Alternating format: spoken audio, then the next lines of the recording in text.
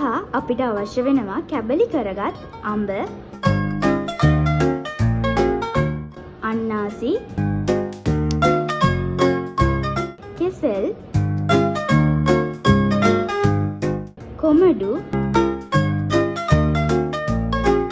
Apple සහ වියලි මිදි.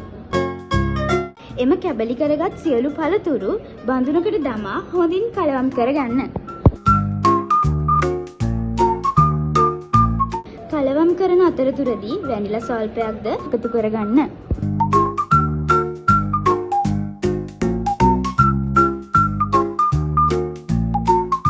අවසානයේදී ice cream දමා අලංකාර කොට මෙය පිළිගන්වන්න.